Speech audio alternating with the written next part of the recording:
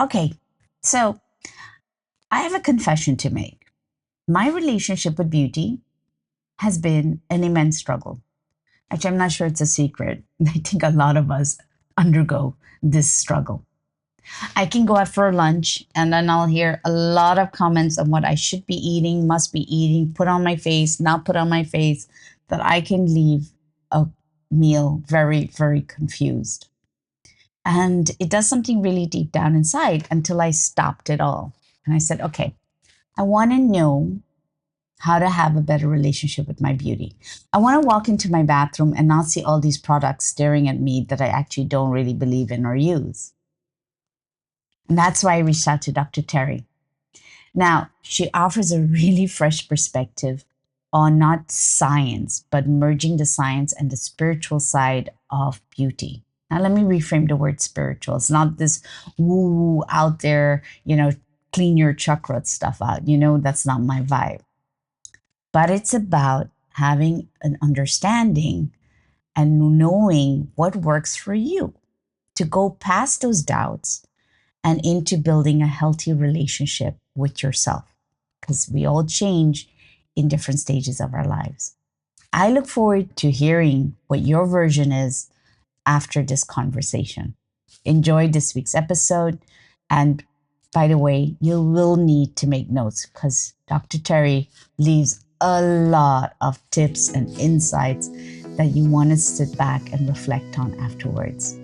The spiritual side of skin health and the science and the spiritual side, really, what skin health means and how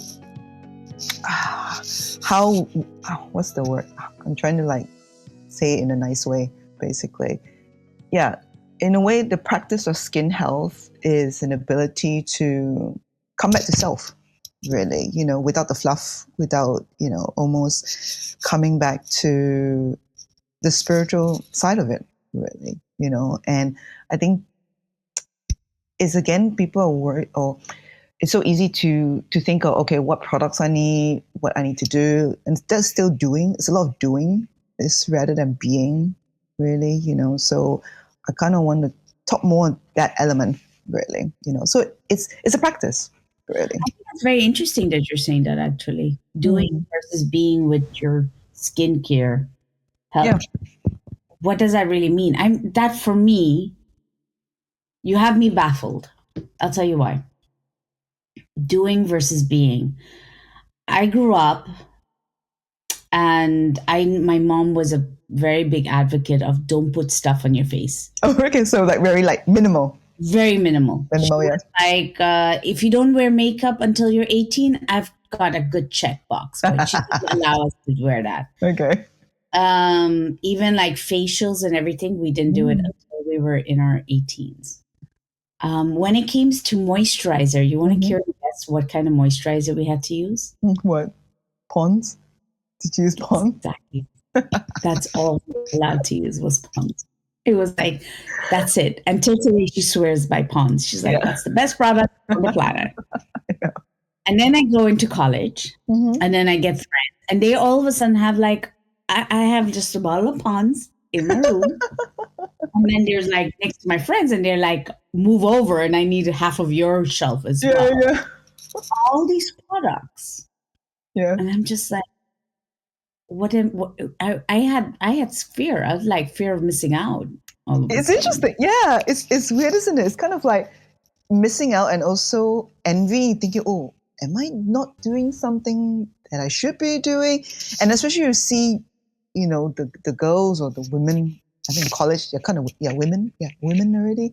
And if they look so beautiful, if they look flawless, and you think, oh, maybe I should be doing that, to look like that, really. So it's still doing. So it's not, it's interesting because it's kind of the whole accepting the skin, I don't know, it's a weird thing though, because I'm going to say, oh, just accept your skin, but it doesn't mean not do anything. It's kind of okay, it's weight. I accept my weight, but doesn't mean not doing anything, really. But then maybe it's the energy when you're using it, really. So rather than depending on it, that you're using it because it's part of you. I think I think there's so many layers to it when it comes to skin Mm. woman. And that's why I think I really wanted to speak to you, because when you spoke, when I first heard you speak, and you were talking about aesthetics and what you were going through, you didn't take it about like women have a problem. You were like, why are you actually doing this? And I like Mm. that part. Yeah. And now when you're talking about the doing and the being here, I do ask myself, why did I start using products? Because I ended up using a lot of products, realizing that I didn't like any of them, and then I stopped. Okay, I didn't go Mhm. back to cons. I went back to something else.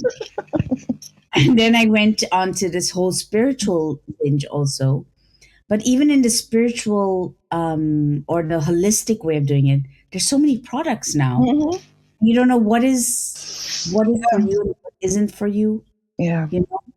So I find myself more confused than ever, and so it I stick to like, okay, this is where I need to be for my skin type.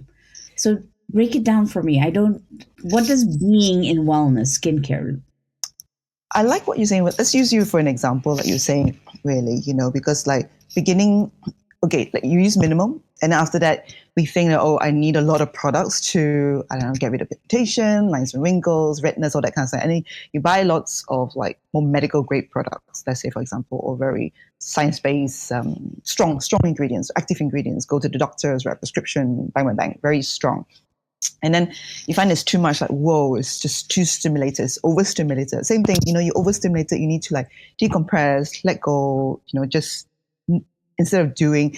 Then sometimes we go to the other spectrum, like just go holistic, look at completely look at ingredients, look at the no parabens, no fragrance, nothing at all. So almost like when you want to make your own products, what you put on your face, you can eat. So it's gone to the other extreme.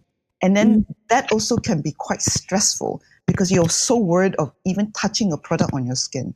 Really, it's similar to like when when we're eating, when there's a term called orthorexia when it's the fear of healthy foods, like almost like it's not fear of healthy foods, but like you're so scared of eating because you need to make sure it's healthy or it's good for you. So it's becoming an extreme.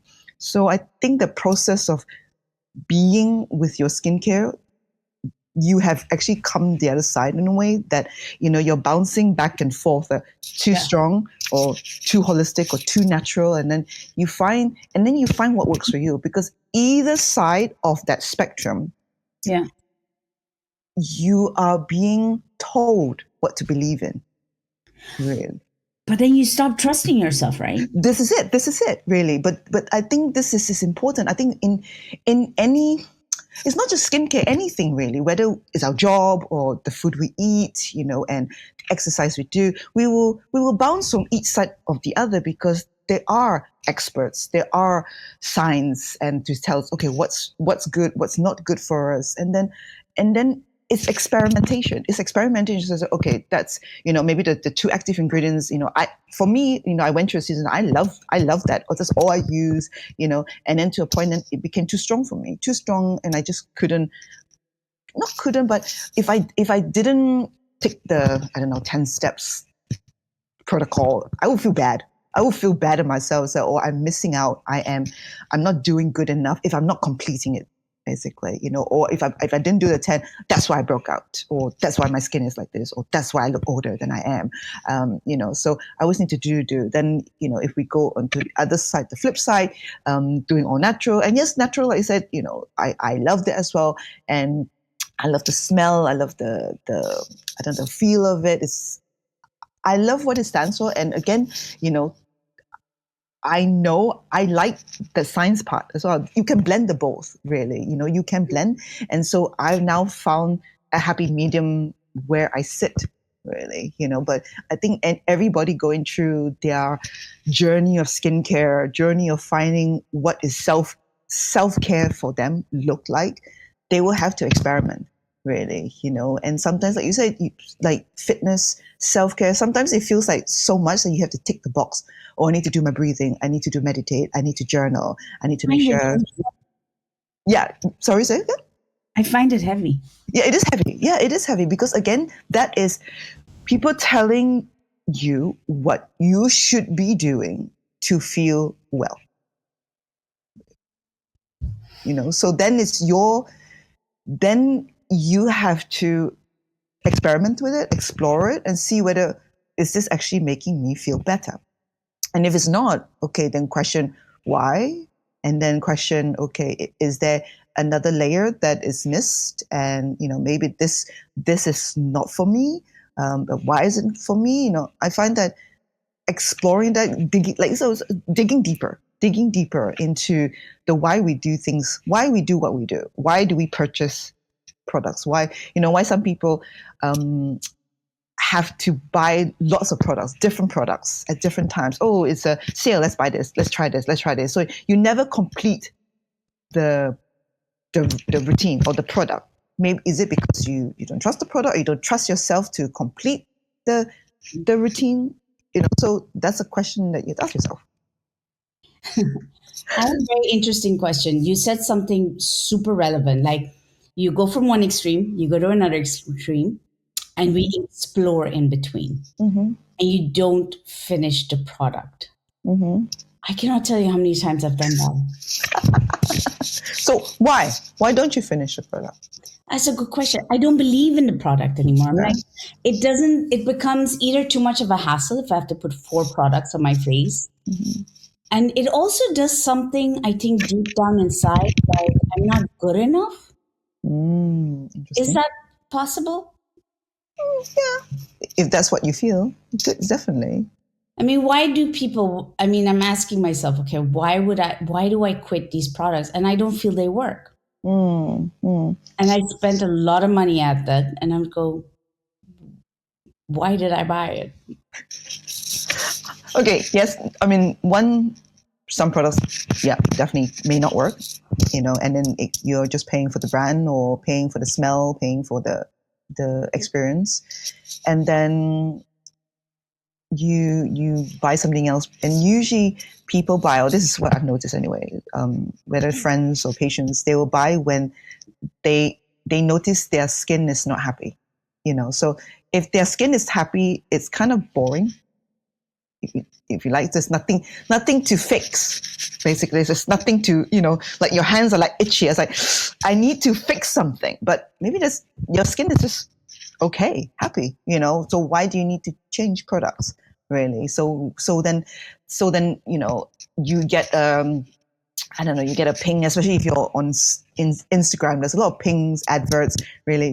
Get this product, or the eye circles, you need it, or the neck, I don't know, neck mask. You sleep with it, and your neck's so good, So sometimes you might not think there's a problem, but then you see all these adverts and you think you have a problem, and then you buy it. You buy it because I think I need that. Really, but this is like, but do you really need that? So sometimes I like to so this is what I do now, because when the talk that you came to watch me, because I like to do research and just look, and as I was researching, I get all these adverts for products come up, really. And so this is what I do. I open it in the external browser and just leave it. I explore it, but then I just leave it there for like 2-3 days, and then actually don't feel the need to knee-jerk reaction. Oh, let's buy this now, So I'll leave it there 2-3 days, don't look at it, and then I'll come back and say, do I really need that? Or I'll make the decision when I'm grounded rather than, in the heightened, and never buy anything at nighttime, really. At nighttime, buy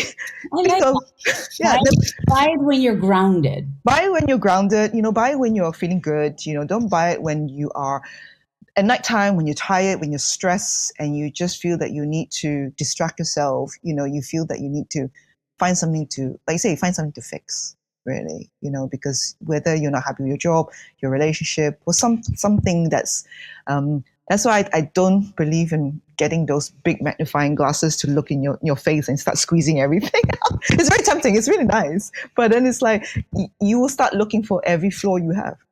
Okay, Terry, I'm going to go backwards a little now. All right, go. Are you ready?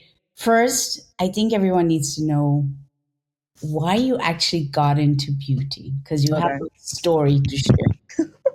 that's one. Okay. And the second one that I'm going to have is ultimately, I would like to know is that women already struggle with so much about themselves. Mhm. So, do we actually need all these products? So, the first one is let's get down to it. Okay. Why, Why did I go into beauty? why did you get into it? Oh, I think yeah, I know I got into beauty two reasons really. First was for my late mom. So my mom, she suffered from really bad from acne, eczema, psoriasis. She had 5 kids, so stretch marks galore, varicose veins galore, Mhm. really, and I remember going to medical school. My mum would tell her friends, the family, she was really proud of me going to medical school. She's that when I become a doctor, I'm going to help her with her skin, all that really. And so, but then of course my mum passed away 3 weeks of me starting university. So that never happened. That never happened for me to help her. And going to medical school, when I went into when after graduating, I did geriatric hospital in the shadowing, and then just realized, when we are older, things happen when we get older. We just, we look old, but then we feel old. All that kind of like deteriorate, really, and a part of me felt that I wanted to do something to help women because after my mom passed away, I found out from my aunts, my mom's sisters, that she was really conscious about her skin, and she was worried that my dad would leave her, and so that really made me unhappy, of course, because my mom and dad, when I grew up, they were very vocal when they were arguing, if you like, so I grew up in sometimes walking on eggshells when I was growing up, really, because there was so much arguments. And so, how children start thinking of things and deduction or why things happen. And so I felt that, if my mom felt more confident in herself, it would have changed maybe her relationship with me, I mean, as a mother and daughter, So, yeah, making me choke up. So that's kind of like what made me go into, first of all, aesthetics, anti-aging. It wasn't beauty as such, because I think beauty is quite a big word. It encompasses a lot of things. Yeah. People, yes, people kind of talk about hair, makeup. Fashion is also part of beauty, really. Lots of things. And so that was the first reason I went into it, thinking, okay, I can help women so that if they feel confident in themselves, they would change their relationship with their children. So it was kind of like, and it was in a way looking out for another version of me as a little person, as a little kid, really, a little girl, Yeah. when starting out. And then after that, as I was working in aesthetics, I was speaking to patients, women. I would spend like an hour with them when they came to see me. They're worried about a wrinkle, but as you talk to them, a lot of things uncovered. They're not worried about a wrinkle. They're worried about, they're worried about them not matter, them, losing their value, as they grow older, Yeah. um, the children growing up. So it's like, what's next? Really, it's a big, so their identity go all around with their children. So becomes the different layers. And so I was then looking at, skincare, because for my skin as well. So because of my mom's acne, so I kind of inherited her skin, very acne prone. And so when I was writing my book, The Hormonal Acne Solution, I can't remember, there was one, I'm not sure when, but I remember I was in the shower, and as the water was running down on my body and I could see my skin, it was the first time I could actually see her and feel her, and I just cried. I just cried. It's almost like, oh my God, it's like, thanking her for taking care of me, for just being there for me, no matter bad days or good days. She was there. She was protecting me. So that's kind of like what got me into beauty, if you can call it beauty as in a big umbrella. It's quite a big subject, at least for me. I know I associate beauty with weight. And it's funny that you're talking, because I remember getting different products thrown at me for that. It's not just facial stuff. It was more like slimming creams and that creams and that. And it wasn't even from my mom really embraced me. My mom was, that's like, it was like, she never went off like, you need to lose weight, or made me feel. She was like, we can do something because it makes you uncomfortable. Yep. And I really respect her for that. But my family members, which was really interesting, especially the male members, they would always make a comment about, you're not beautiful because you're fat. Yeah, so you associate the two. Yeah.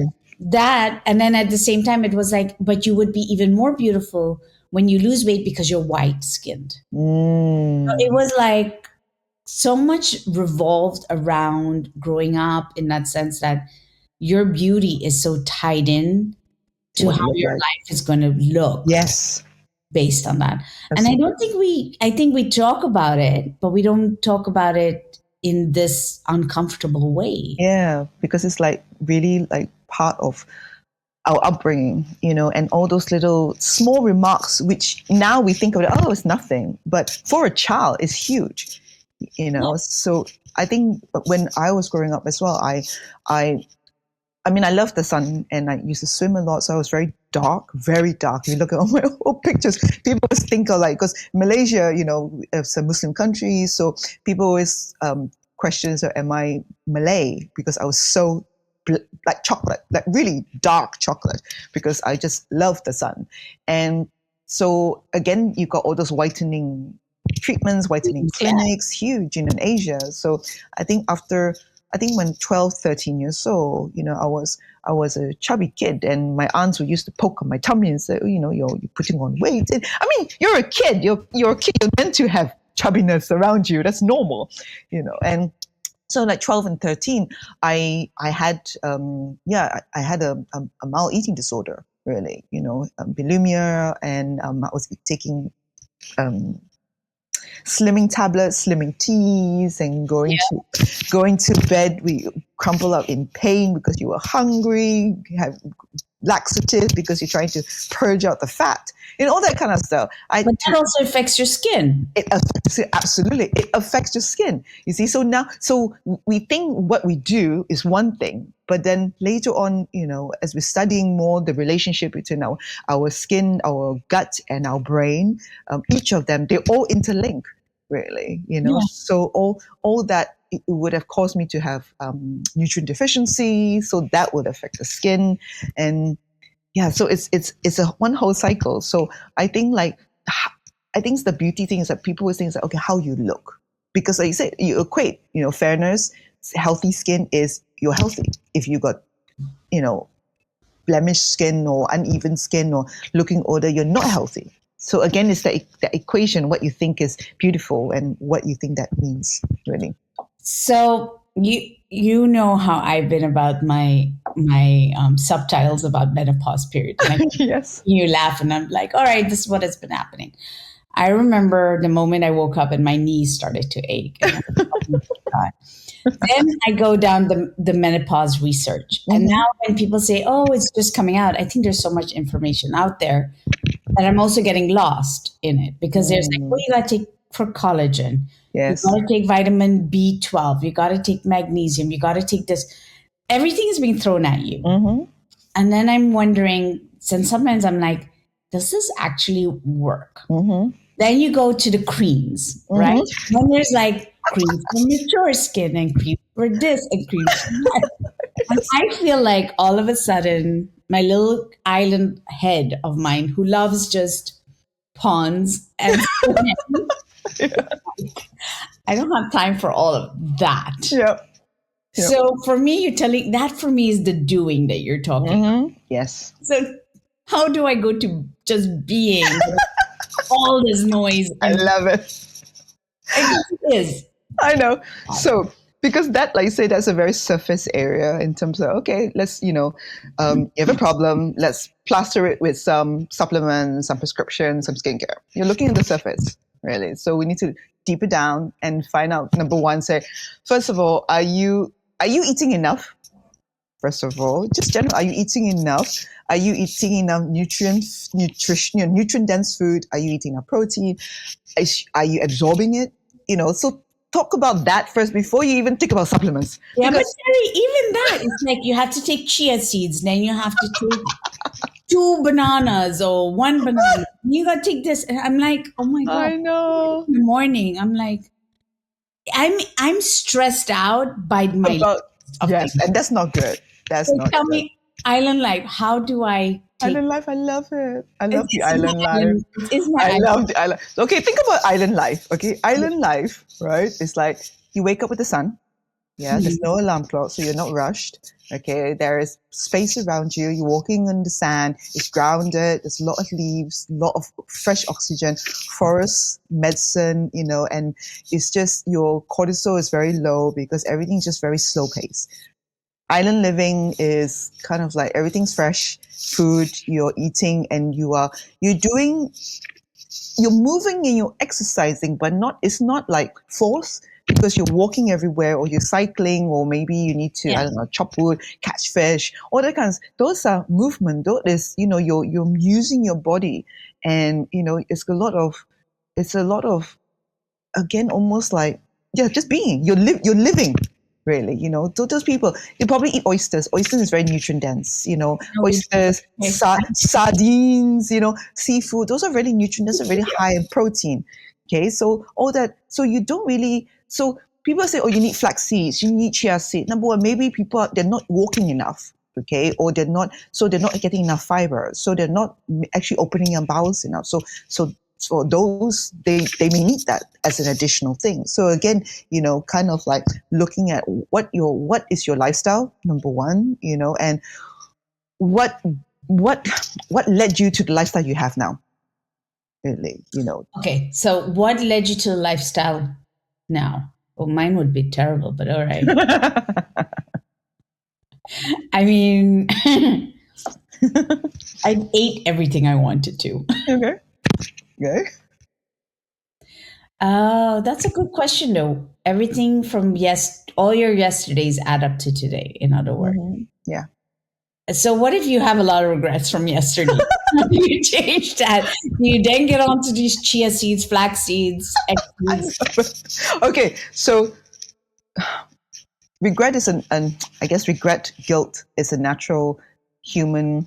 It's not even a human emotion. It's not even emotion, really. You must have seen that a lot with clients, though. I know, but it's like the regret and guilt is almost a set of what's the word? It's a set of rules that we feel that we should have done or not done, if you like. So we impose those rules on ourselves. Dang it, yeah. Yeah, we impose those rules on ourselves based on what we've either conditioned to live up to, our experience, or anything like that. Really, So regret and guilt. So, and then that's where the level of shame comes in, really, because guilt and shame normally comes quite hand in Yeah. hand. Yeah.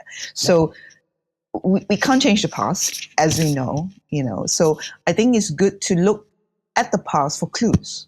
Look at the past as clues to look at what made you do that. It must be a reason. It could be a coping mechanism, or it's something maybe you weren't aware of it. And why weren't you aware of it? Is it because you were so busy, so rushed that you were just trying to firefight, really? So instead of feeling regret, guilt, look at it for clues. And I feel even before looking at that, maybe like you said, you go through the regret, the guilt, and the shame, and then it's almost the grieving part. You have to grieve that past of Yeah. yours that you've done, really, and almost be compassionate about for your younger self. You did the best you could for what you knew, for the strength that you had, for whatever reason that season of your life. Yeah. So then you can start looking at, okay, if you're ready to look at what has led you to here, then you can start investigating, being aware. So I love in a way precision medicine. They call it precision medicine, kind of looking at what is happening with you now. Is that what they call it? Precision medicine? They call it precision medicine, So instead of a blank slate of everybody getting the same nutrition, everybody getting the same supplements, we look at testing to check, okay, what's your gut doing? Maybe looking at your blood test, what micronutrients you're maybe deficient at. So they call it precision medicine, really, So then you look at what you are now. So then you're aware. So again, that you're coming in from a lens of like an observer. Okay, so that's the past, everything that's done, finding clues that led you to now. So this is what is happening now. And then what can we do to improve it, really? Or I think improve it is a not such a good word, because improve it is saying there's one is bad and one is good. I think of it as restoring almost. Yeah, I like that. Yeah, restoring. You're restoring the areas of regret means there's lacking, right? So you're restoring it back. Yeah, I like that. Restoring it it's almost like you say coming back to yourself, coming back to your home, coming back, your home is where you live in, and before you may not have taken care of it to the best that you wanted to, whether that because you were rushing in and out, you didn't know, so now you need to know which plumbing needs to change, which duvets need to change, that kind of thing, really. So you need to know what's going on. And then if you want to move forward, then you can add different steps, because again, it's to move forward or to do any change, we need to be a different person to make that change, or for that change to last. Yeah. Really, so you have to change something. Yeah, you have to change something. So we have to change, I would say, change in small steps, really, rather than doing all one, because so when I see my patients, I always give them like either skin or hormone enhancing, I don't know, kind of lifestyle tips, really, So I give them a list, but I always tell them, just pick 2 a week to try and start, and then see, because when it starts becoming a part of you, then you can add on another one. Because totally agree with you on that. Because if you add too many, it's just overwhelming. There's extra things to do. It's just too stressful. It's so Befriend Your Mind, which is what I started, the first book I had written. And everybody's like, what is it about? And I said, well, it's 59 ways to to look at your mind before you meditate. And I wanted it bite-sized. I wanted it practical.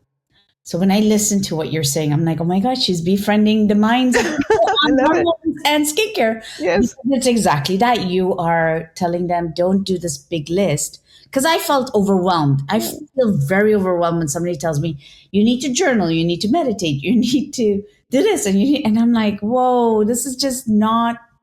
By the time I actually start doing work, I'm exhausted by this is just. I know. But what you're saying is the same thing, like just 1 or 2 steps till it normalizes. Yeah. And you add one up. It makes, to me, it's like, oh my God. Absolutely. Yeah. Because it becomes a part, like it's a habit, it becomes a part of you, and then you become this new person, this new woman that maybe meditates, if that's what you want to do. I mean, for me, I did meditate at one point, but I know I'm not a meditating type, basically. Yeah. I meditate in the gym. That's my meditation. That's totally makes sense. Yeah, so everyone is very different. So it doesn't mean like you sit there is right for you. So there's no wrong or right. It's just what floats your boat. Okay, so can I tippy toe around something else? Of course, tippy toe. The word vegetarian. Okay. And food. Okay. The reason I'm tippy-toeing around is because everybody says it'll be better skincare, it's better health if you don't. I remember going to the doctor telling me you need to eat meat because you're iron deficient, your deficiencies are down, and it is affecting, because I had like massively dark eyes underneath here. So it's one of my telltale signs when my iron is low. And then if I tell somebody, I eat meat, and I get the look like you're committing this biggest crime ever. How do I go about that? How do we go about not having to take all these powders also, because they'll be like, Mm. there's this substitute for a powder, this powder you need to take, this collagen powder. And I'm like, okay, Yeah. break that down for me, please. I know. I mean, I've had patients who are vegetarian, and I had patients who were vegetarian and then moved to pescatarian. Uh-huh. So I have had both. So I mean, give an example for patients who are vegetarian. Yes, they are. They're normally deficient because they're not eating enough, especially if they are also doing weights, doing more activity in the Really? gym. Yes, so they're trying to lose weight. They are. So again, is their body in wear and tear versus rest and repair? So for like one of my patients, I had to ask her, so what is your, why do you want to be a vegetarian? Why are you a vegetarian? So again, is that why, what is it to them Mhm. really, so if that is if their reason and it's unshakable and, they want to keep it, then fine, then we'll find ways to increase your intake, whether that's protein, whether it's iron, and by doing that, you do need to eat, you do need to take supplements because the amount of food that you have to top up your protein, it's a lot. So they also need to understand that and accept that really. And if they're okay with it, then that's fine, really. I think it's the whole thing. So, I don't eat that much because I'm a vegetarian, so I can't. So it's kind of like, you're putting what you believe in, saying that I can't do it because I'm this. Does it make sense? So again, I also, again, like I got patients who maybe they're vegetarian and they bleed a lot. So they're very iron deficient, and then so they need to top up. So I put them on supplements or iron supplements, and then we can be checked really. And again, we need to look at why is she bleeding so heavily. So then we look at what can we do to, number one, increase absorption, but then number two, you taking enough intake, and number three is, can we reduce the loss? Why are you so heavy? Is there something? Is there a hormone balance that we need to figure out? Are you? Is it very stressed, or is it the way you're eating, or maybe not enough sleep, and that kind of stuff, really. So it's not just like add the supplements and that's it. Well, let's look at why are you deficient in the first place. Yes, it could be intake, but it could be absorption, it could be loss as well. So you really demystifying it. So no matter Yeah, what I chuck on my face, no matter what I chuck in my body artificially, it's not going to work other than this. In a way, yeah, it makes sense. The precision yeah, medicine into it, or the precision health, I would say, even yeah, further than that. Like absolutely. I Precision health. was saying, Yeah, precision yeah. health. But then I asked myself, okay, I know the industry is just pumped with telling us quick and easy ways to get out Mm-hmm. of it, but change is really hard. And then there's another layer, which is something like precision health actually feels expensive. Yeah, How yeah, does how does that? How can it become not so expensive? yeah. I think I feel the industry is moving towards making it more accessible and more affordable. Really, I mean, that's where the education comes in terms of what I guess what healthy is Mhm. in terms and in general, because I feel now these days, like you said, people want to know what's going on. I mean, I wear a Fitbit, but I Fitbit because I want to see whether I get my steps in 10,000 steps and how much I sleep. That's it. I don't look at my heart. I don't look at my heart rate. I don't like how I breathe. I don't look at any of that Yeah, me really. So it can be quite overwhelming because I'm like, oh, I'm looking at the stats. So feel anxious. it is quite anxious, yeah. But some people might feel they need that to motivate them. Again, that's kind of like, I feel that also takes out the what's the word called, the responsibility, if you like, because the app will tell you, are you ready for the day?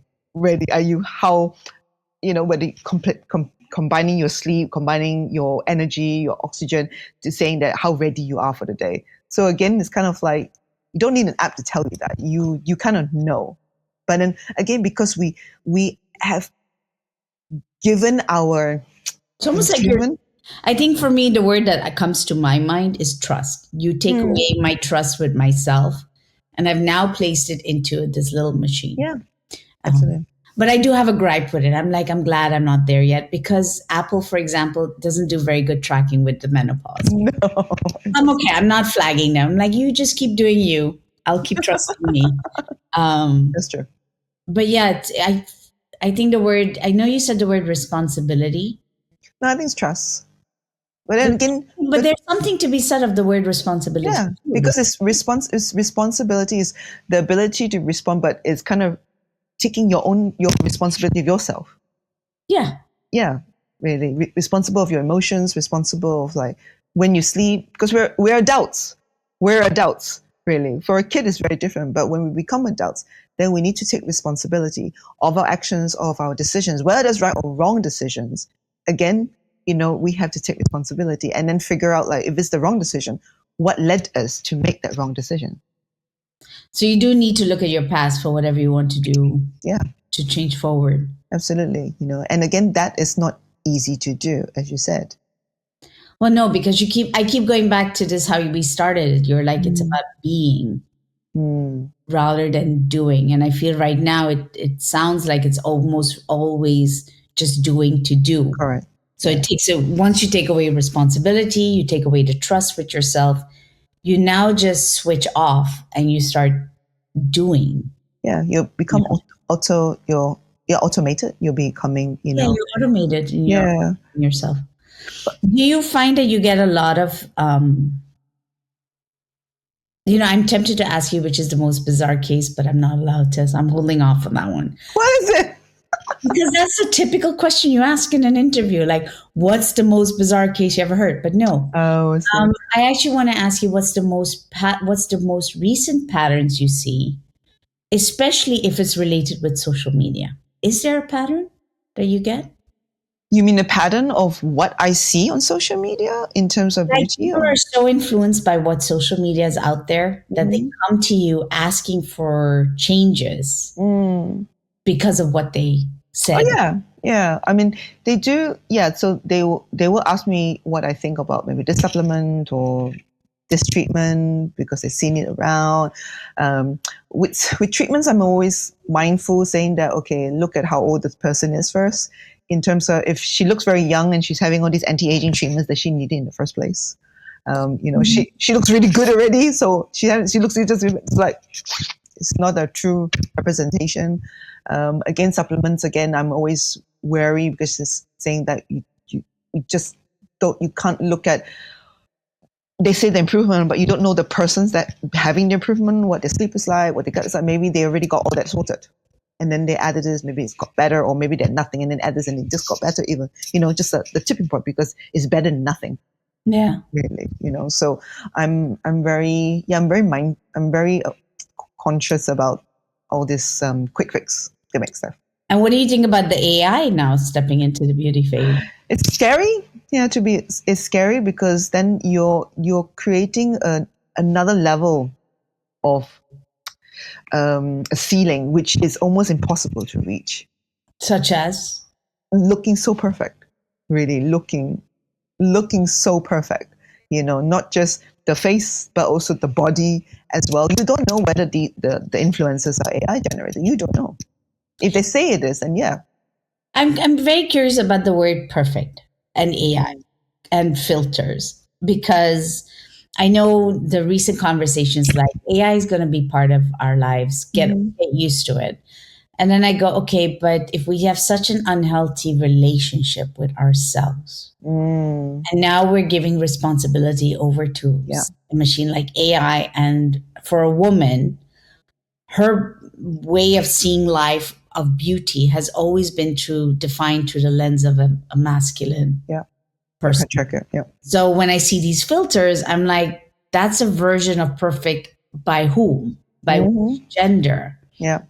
So I am concerned about it. And then when I go, you see online what filtering is doing. Mm, And I see people with the Botoxing and the changing and the tuckings and all of that. I thought it would have gone down with all the introductions of all this wellness, but it seems that it hasn't. No, because now people are combining the two. Really, you can have longevity, and then you still, because people want to feel good and still look good at the end of the day. So people, I have had, and I've seen people in the wellness space. Let's say they're yoga teachers, and they have Botox treatments, but then they say that, oh, this is all natural skincare. Yeah. Yeah, so I don't agree with, because then you're not being transparent. I feel that you should be transparent, and again, be okay, because your audience are looking to you to say what is true, really. I mean, there are parts of me I would love to do just Botox, only because there's some lines I just don't like for me. It's fine, and that's fine. I would do it for love. There's nothing wrong with that. I mean, I always tell my patients, and I tell my audience as well, it's like, your lines it's almost like stories of your life. You choose what stories to tell, and which you choose not to tell, really. So it's up to you whether you want to get rid of the line. It's up to you. And I love how we have so much more advances now to actually improve that. I think so. And what I liked about, so when I met you and you were talking about, you spoke about doing all these Botoxes and everything in a way that is, do it for you. Mm-hmm. But do it but don't take away what you really are. Yeah. I remember the conversation. Right. Mm-hmm. And then I asked myself, what is the line? How do you know where to draw the line on that? Because I remember I got totally freaked out, and I remember asking about this lady wants to look like Angelina Jolie, and I was like, she doesn't look like it, but she just looks so unhealthy, and it saddened me. And then you were like, yeah, but that's what she chooses for. So what does the fine line mean? And is there such a thing as fine line between the two? Yeah, there is. Again, beauty is a perception, isn't it? Between, I always say, beauty is the eye of the beholder. So is what is deemed beautiful to one person, might be strange to another. So it's not really, and there will always be someone or practitioner who will do the treatments. And usually, if you have more money, doesn't mean you have better taste.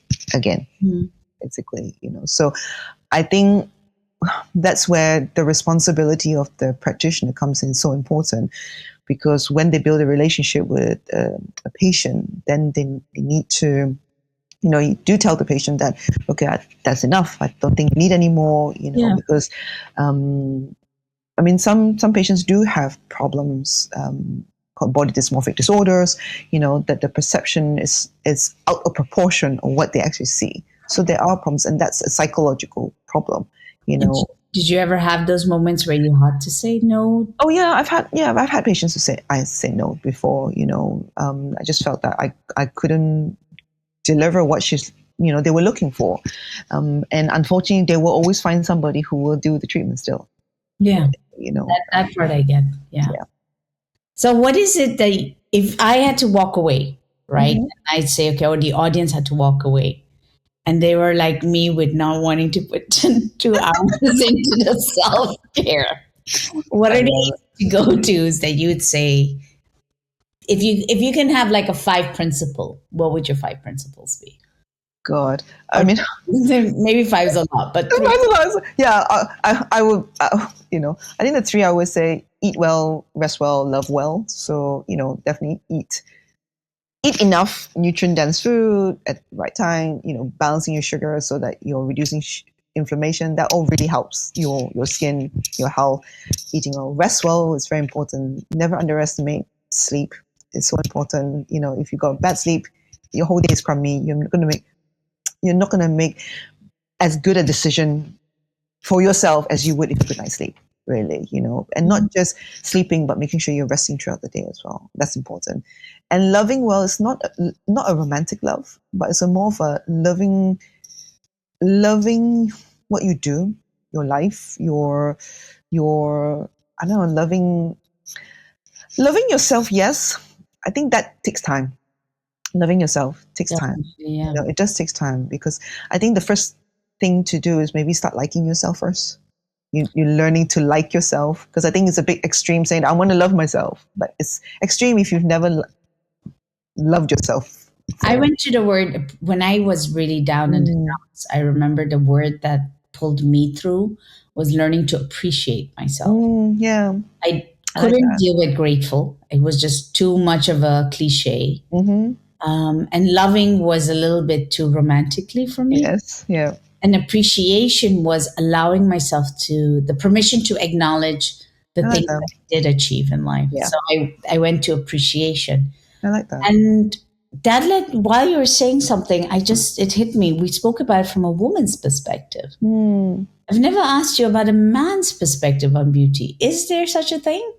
I think man's perspective on beauty, in terms of like on themselves, or First on themselves, yes. yeah, I think on self. Yeah, I think especially now with social media growing, the rise of metro men, especially like even in the aesthetic industry, now there is a big boom of male treatments. So on 10% of treatments are males, Okay. and with males they're a bit different, because with females they like to do little and often, and they don't want people to know. But men, they want to see more drastic changes. So they have, I mean, the same way how they spend as well. Men, they spend big amounts, big chunks. Really? Yeah. So with men, if they have treatments, they want to look more masculine.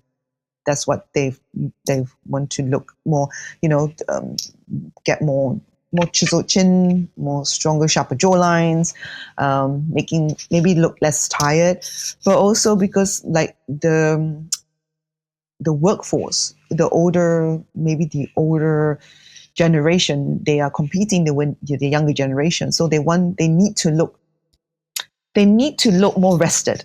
Not younger. They don't look more younger. Never knew that. They need to look more rested and need to look that they can still do the job and not tired. Does that make sense? So their reasons are different, really.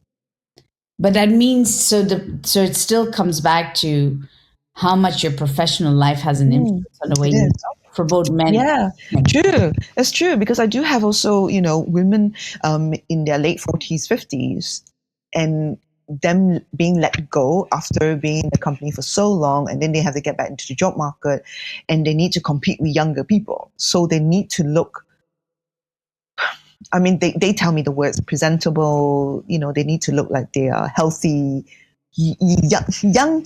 They don't always tell me young, but they need to look younger, at least younger than what their age gives away. Hence, eat, rest, and love. Then, Yeah, I say eat well, rest well, love well. so I know that the professional world is going towards looking at the younger generation, and indeed that between the 40 to the 60-year-olds, there's almost like a gap, like forgotten in the whole narrative of what happens to them when the job losses hit, because it does Yes. hit them. So do you see an increase now, or has it always been consistent on the increase? I think there's an increase now, really, because it's just that's the job market has changed. A lot of it has been, what's the word called?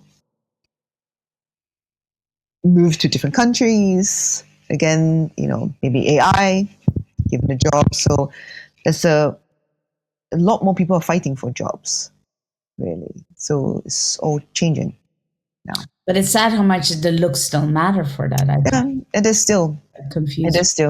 really, So no products. Lesson on the products. Lesson on the chia and the flax seeds. How can people become more into their precision? Is there anything that you can offer that says anything? Is there something you can offer that says this is how you can become more precise, that you don't need all these things? Because there's also that fear, right? Yeah. Say you have to eat well, rest well, and love well. Yeah. For me, if I think eat well, I'm going to be like, okay, chia seeds, I love it. Means, right? And rest well means 8 hours, no, maybe 9 hours. If you can. I know. You'll always have the ones who go to the opposite side. So what is it? How do you learn to trust yourself when all of this is being thrown at you? What would you say, other than eat, rest, and love? Yeah.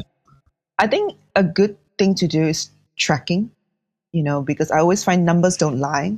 So, like, for example, food, if you're able to track what you eat, how you're feeling, how much you're eating. I mean, if you're able to, there are apps that can do food tracking just to see whether you're eating enough calories, eating enough fiber, eating enough protein. So, part of it is also learning about nutrition, because then you need to know what you're doing now first before you change anything. Know what you're doing now and then decide, is it still serving you? Really? Because if it's not serving you, if, like, say, for example, you're still feeling tired, or you have stubborn weight, and you got family history of heart diseases, you want to lose it for the health reasons, then either learn or work with somebody who knows what to do, so they cut out the learning part. That Okay. makes sense. Yeah. And in terms of products for the face, like I like a good moisturizer. Yeah, moisturizer is good. Yeah, because at the moment, I mean, I'm doing the holistic skin reset, so on Instagram, LinkedIn as well. But yeah, I always tell my patients, like, just pare it down. Yeah, you just simple cleanser, serum to hydrate, moisturizer, sunscreen. Really, if you want to just keep it really simple first, and then because while you're eating more protein, your skin will be better. While you are making, you can do a blood test. You're able to as well do a full comprehensive blood test. A really good one is called Every Woman from Randox Health. Every woman? Every Woman is from Randox Health. It's really good because within a year you can repeat the blood test. So you get 2 blood tests for the price of one, really, And we need to put this link in. Yeah. You're Send also that here. doing something else as well, aren't you, with products? Because The you're a skincare expert. Yeah, I'm skincare. So I mean, I'm consultancy with some skincare brands, really. Good. So So we need more information about that one. But so good moisturizer. Tell me, which one would you yeah, use? so good moisturizer.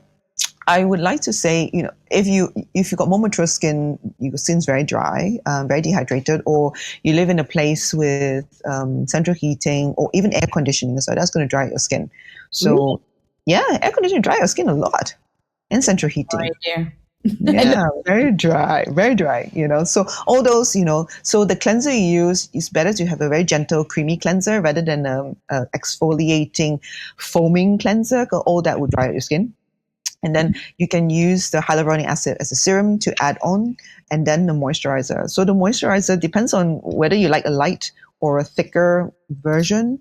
I like anything that's calming. So the organic farming is really nice because it's a blend of natural organics and also very science based as well.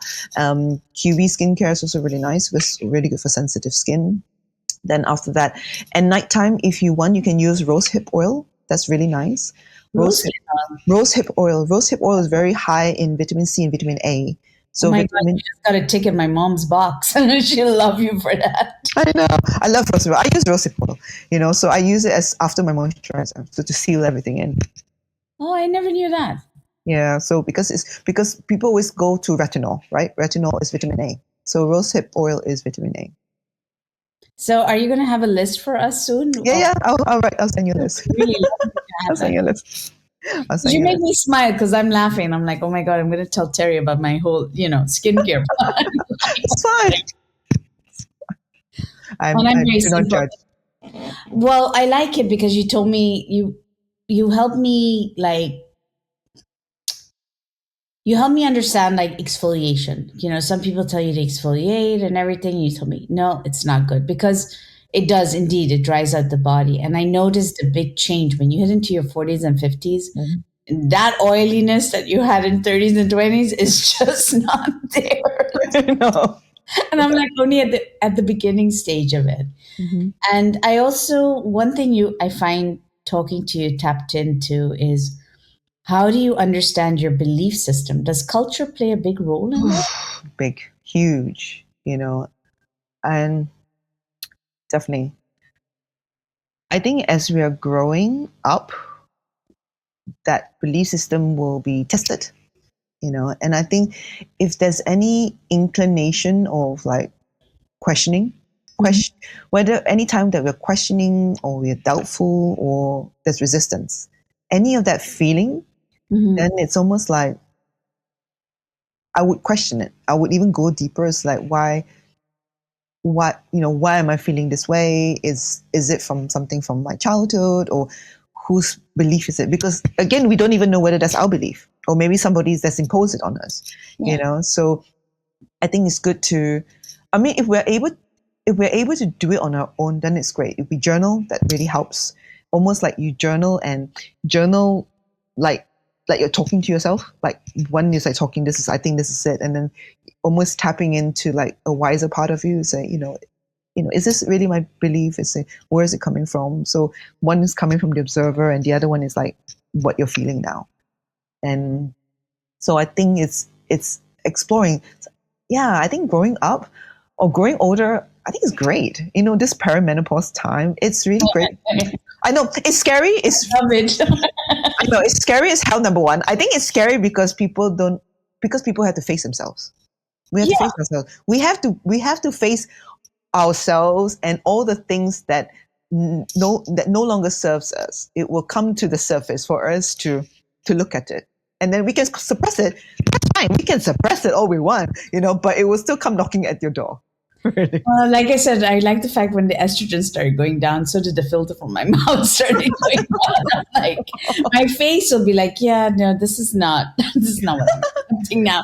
And before, I would never be like that. I'd be like, I'm like, yeah, no, no excuse.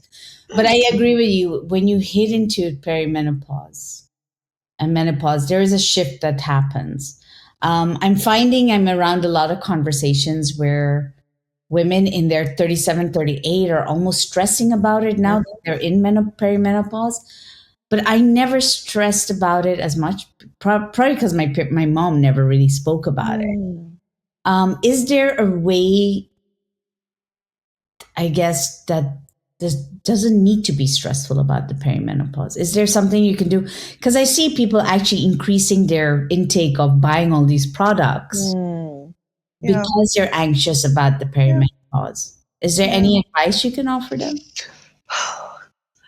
I think we get anxious when we feel out of control, right? We feel out of control and we don't know what is about to happen.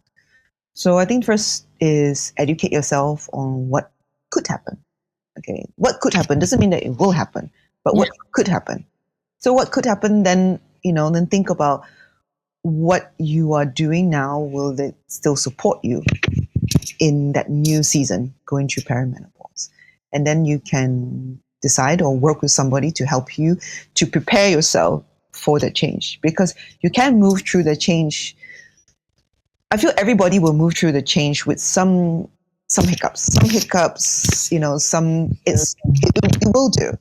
We cannot control everything. It's like the weather. We can't control it, but we can prepare for it. We can prepare what clothes to wear. We can check the weather forecast, decide, the roads that we're going to take. We can prepare as much as we can. And again, we will face it. And I think the best way to do is learn how to handle our emotions. So again, that's going back our past, really looking at our past. And I feel like you said 30s or the later 30s, we're not at that stage where we want to look, because that time our career is growing. Maybe it's our peak. It's our peak. We're supposed to be like the time that we reached our epitome of what, the traditional a woman should have: the career, or maybe have a husband, and then maybe start being a kid, or not being a kid, being a mum. So all that, you got other things to worry about. You're not starting to look inside of you. So in a way, perimenopause is always like put like a hard brake. So like, okay, you need to stop doing what you do. You can't continue like this. And then you have to come back to you, really. So if you're able to, if you're your late 30s and you're watching this, if you're able to work with somebody, either a therapist or a hormone coach or something like that, to just prepare you. It's not, you don't have to do everything in one go, but you can do little things, really, so that when the time comes, there is less of a bump, really. So you're not going to be drenched, soaked in the rain, but at least it might be a bit wet. It's Yeah. fine, really. So Nothing that you can't handle. So going back to that, so you're in your 30s, and then I also find that there's a big cultural influence there. You're maybe being pressurized that you're not married yet, Yes. because some of that happens when the career is hitting. But also with that stress, the hormones go Yes. out of whack. And I remember, and I wanted you to share this today, so I'm coming back to this. When we spoke, I told you I had hit a burnout when I was 39. And I had hit that factor where I thought, I'm not going to get married, kids, everything blew up in my face. And you told me that there are 3 forms of fatigue. And I thought that was so useful. And I wish I had known it back then. Yeah. And you said maybe it wasn't burnout you had, but you had this type of an exhaustion. Yeah. Yeah. Based on the hormones that you were just talking about, what are the 3 types of fatigue that we could be aware of also if perimenopause is the factor here? Okay. So the hormones that we're talking about is the stress hormone cortisol. So we need our cortisol. It's definitely needed because it modulates our inflammation, it regulates our blood sugar, and it also wakes us up in the morning. So it keeps us awake and doing things. Okay. It pumps blood into our brain, into our muscles. But when we have consistently high cortisol, that's when problems can arise. It can disrupt our sleep. It can cause more wear and tear, like I said. It can cause more fat deposition. And also it can reduce our calming hormone, which I call it the progesterone. So progesterone is needed for fertility, but when you have too much cortisol, your body is in fight and flight, in survival mode. It's like a warrior. When you're in warrior mode, you are not thinking about nesting, having a baby. Your body's not thinking about that really. So the first stage of fatigue is what we call wired but tired. You're the stage 1. You're tired, but you're very wired. You still go really. So this is almost like you feel like you have a second wind of energy, that you tired throughout the day, but at nighttime it's like, whoa, I'm still awake and I can't sleep. So you start doing work at nighttime. So that's when you're wired and tired, and you can potentially want to do the burning, ends of both sick of the both sick and ends really, So, and then after that, you can have the second stage where you are starting to get even more tired, really, but you're still pushing, really, So it's your adrenals, which is the gland above your kidneys. That's the one that's produced your cortisol. So, like you said, pump, but after a while, it gets really tired, and then after that, then it starts to drop, and then the third stage when it's like you can't produce anymore. So this is when you can't get out of bed. So the middle stage is where you're tired, but you can still function with coffee, really, But the third stage, you can't get out of bed. You drink coffee, it doesn't do anything as well. You're just getting a headache. This is when your body almost shuts down, really. You dissociate from your body. You get problems with your immunity. You get sick a lot. This is very common. Your muscle starts aching. Maybe people with fibromyalgia, you get autoimmune problems. Usually they flare up when you have no cortisol, because like I said, cortisol, you need it for, it's like it gives you a boost really of your energy. So if you have nothing, your body is just wiped out, really burnt out. And this is for both man and woman. Both men and women, yeah. Both men and women, yeah. But women are more sensitive. Women are really sensitive because, number one, women are very sensitive to like carbohydrates as well. So if you think about, of course, women, we fast to try, then we exercise more. So there's a lot extra stress on us. We add extra stress on our bodies. Men, so we don't need to add it? No, we don't need to add it. Like I said, yes, we don't need to add it because why are we adding extra stress? Because number one, like you said, we have the cultural pressures of needing to get a job, needing to get a husband, the kids, and then we still need to lose weight. So we try to starve ourselves to get into the weight, and then we exercise a lot more. So all these are adding extra stress on our system. And then we work like a man.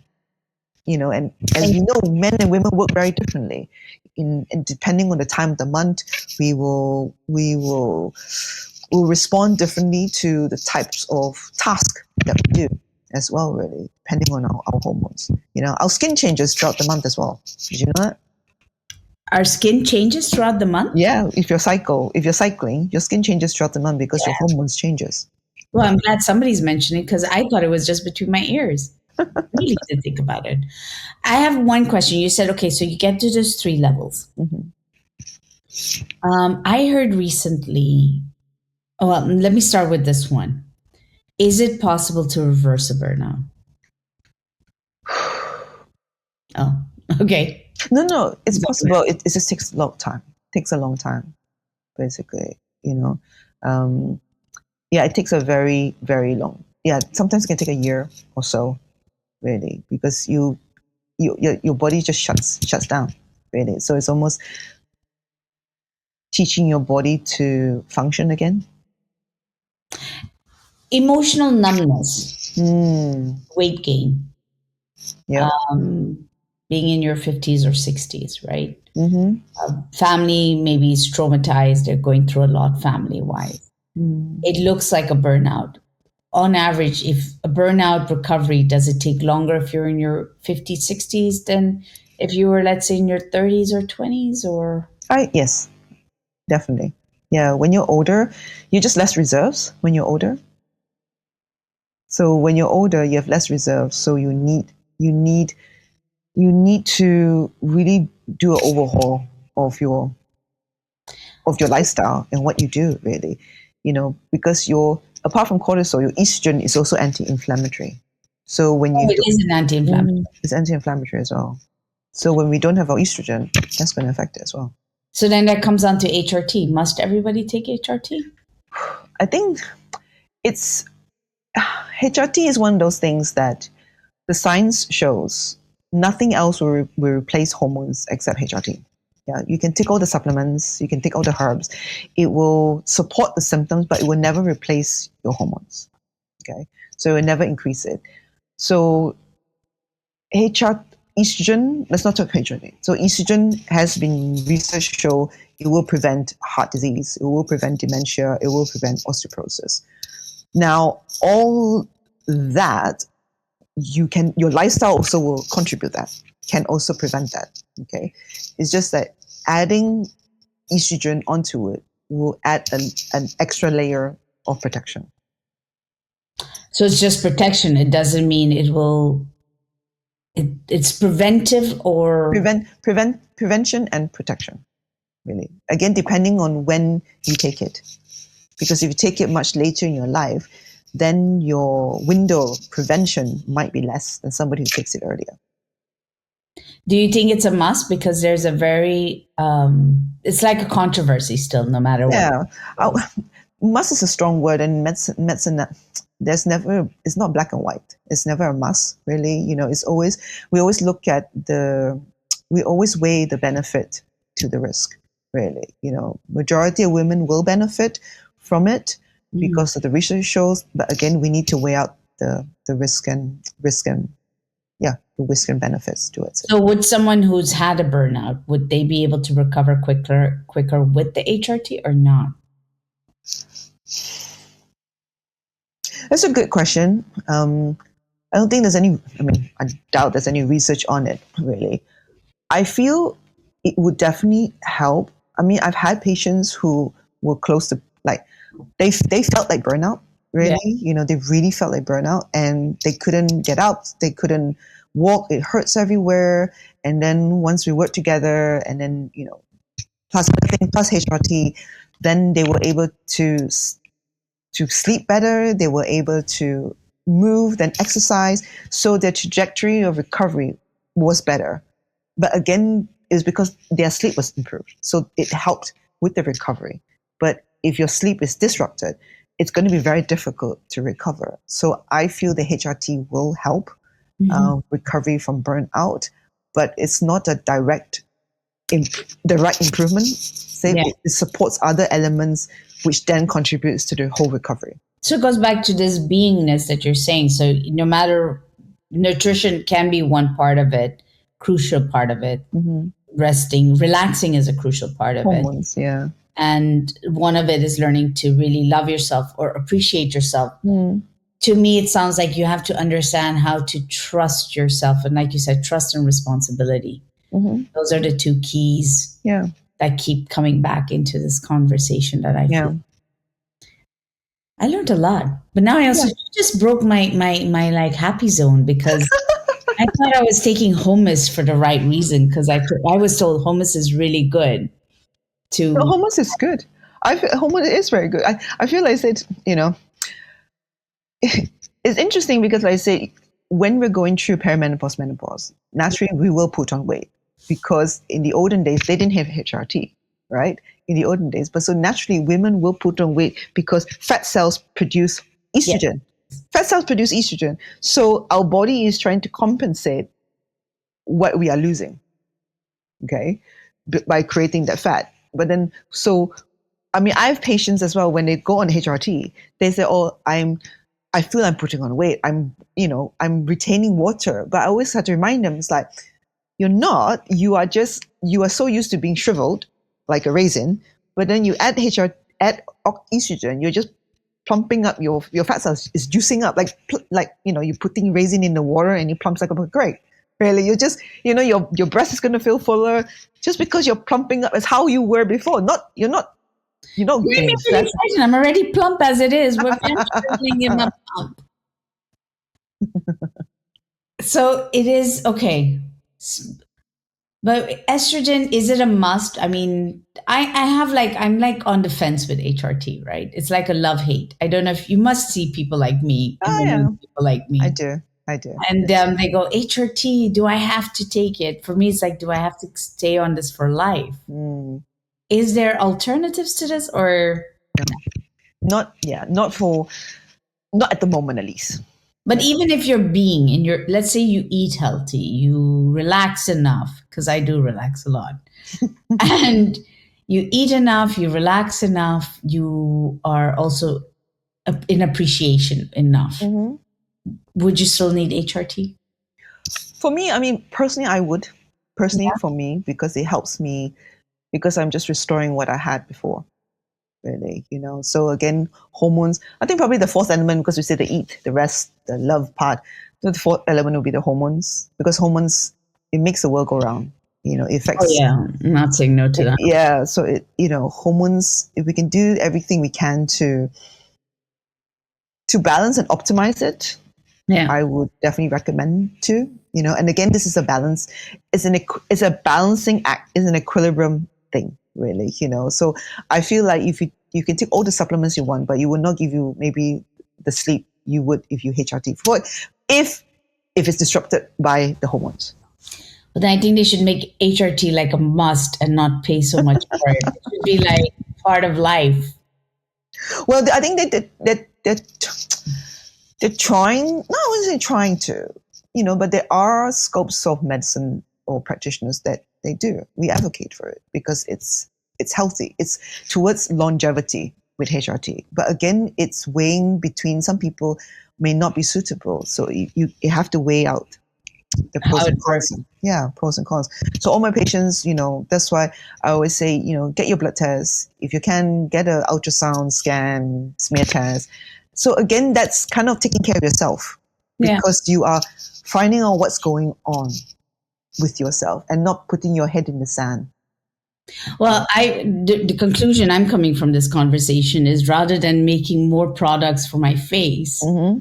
right? Save the money and just do more of these tests once a year and save yourself Yeah. a lot more long term. It saves you a lot more because you're Yeah. doing blood tests bi-yearly. Yes. A hormone. It's not really. I mean, I still had to ask my GP for a hormone test. Yeah. Yeah. Hormones are not really. Again, the hormones, depending on what hormones you're checking and whether it will change the management, really. So the blood test which you do, Randolph's Health, it does cover hormones as well. So that's really helpful because the hormones, you've got your estrogen, your progesterone. So that's the one, that's the womanly hormone, but your thyroid is another one. That's your metabolism. That's very important. Your energy, your weight, your moods. So that is thyroid. And estrogen and thyroid are very closely linked together as well. So usually when you drop your estrogen, your thyroid will be affected. You get hypothyroidism, so that's when your energy goes, your weight increase, you get problems with your gut, or your skin gets very dry with your thyroid as well. So Yeah, I've had bouts of those. I mean, the weight gain for me came on started coming on into perimenopause. But now, yeah, because I feel like I'm in a late stage perimenopause. If that makes sense. Yeah. And I do believe in the lifestyle. But when I went to my doctors and I had to really tell them I want a test, and they were very dismissive about it. I was like, how can you? Why are you so dismissive about it? Yeah, I know. So yeah, it's very insightful. But I learned a lot today. I'm glad. I did. How it affects our lives, how culture affects it, how everything in a way comes together, and learning to trust yourself. Yeah, it And is. the other, yeah. And the only way to trust ourselves is actually to make peace with every part of ourselves. Okay. Do it for you, as long as it doesn't take away from you. For me, that sentence just encompasses everything. Get all the information, experiment and explore it, but remember, it's about being well, loving well. What does that mean for you? I'm curious to know what is your takeaway from this week's conversation. Do leave it in the comments. And of course, if you know this is going to help somebody out there, I'd appreciate it if you share it into your networks. You never know who can listen to this and get a lot of value from it. Because when it comes down to stuff like beauty and how we are seen, we don't really talk about it. And a podcast can actually support someone just by listening to it. Together, we share the wisdom of these guests and impact others for the good and for their better, joyful living. So be sure to share it. Have a good one. Looking forward to sharing the next one with you. Take care.